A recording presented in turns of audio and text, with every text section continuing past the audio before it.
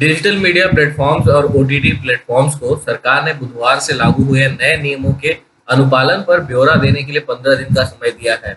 नए नियम डिजिटल सामग्री को विनियमित करने के लिए एक आचार संहिता और एक त्रिस्तरीय शिकायत निवारण ढांचा पेश करते हैं। इनमें भारत स्थित अनुपालन अधिकारियों की नियुक्ति, शिकायत समाधान, आपत्तिजनक सामग्री की निगरानी, अनुपालन रिपोर्ट और आपत्तिजनक सामग्री को हटाना भी शामिल है। पीएम मोदी चक्रवाती तूफान यास से प्रभावित ओडिशा और पश्चिम बंगाल के विभिन्न इलाकों का दौरा करेंगे और दोनों ही राज्यों में इससे हुए नुकसान की समीक्षा भी करेंगे।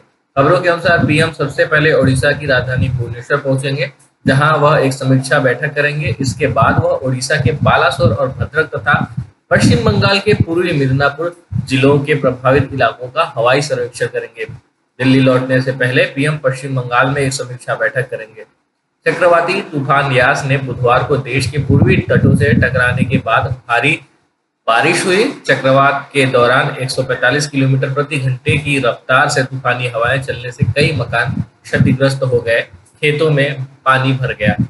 भारतीय रिजर्व बैंक ने कहा है कि कोविड-19 महामारी की दूसरी लहर के बीच चालू वित्त वर्ष 2021-22 के लिए वृद्धि दर के अनुमानों में संशोधन किए जा रहे हैं। केंद्रीय बैंक की गुरुवार को जारी 2020-21 की वार्षिक रिपोर्ट में कहा गया है कि संशोधन के बीच यह राय बनी है कि 2021-22 में वृद्धि दर उसके पूर्व के अनुमान 10.5% के स्तर पर रहेगी। कोविड वैक्सीन और ब्लैक फंगस को लेकर मोदी सरकार पर विपक्ष के शासन वाले राज्यों के मुख्यमंत्रियों के लगातार हमलों का गुरुवार को भारतीय जनता पार्टी की ओर से जवाब दिया गया है। पार्टी प्रवक्ता संबित पात्रा ने वैक्सीन से जुड़े कुछ तथ्य आज सामने रखे।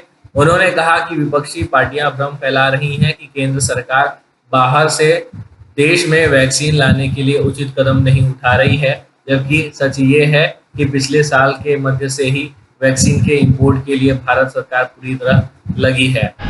भारत सरकार ने आज ट्विटर द्वारा दिए गए बयान में किए गए दावों का विरोध किया। ट्विटर पर प्रतिक्रिया देते हुए सरकार ने अपने बयान में कहा, भारत में अभिव्यक्ति की आज़ादी और लोकतंत्र का एक गौरवशाली इतिहास रहा है।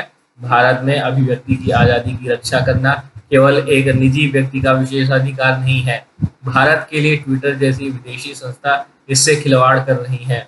आईटी मंत्रालय ने कहा कि ट्विटर का बयान दुनिया के सबसे बड़े लोगों पर अपनी शर्तें थोपने की कोशिश है।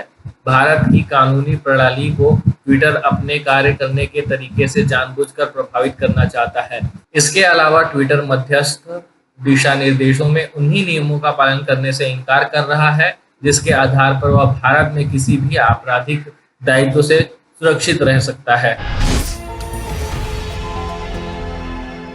जब हमने HW न्यूज नेटवर्क की नींव डाली थी, तब हमने यह ठाना था कि न्यूज और इंफॉर्मेशन ये लोगों तक फ्री पहुंचनी चाहिए, मुफ्त पहुंचनी चाहिए, और हम आज भी ये वचन पर कायम हैं।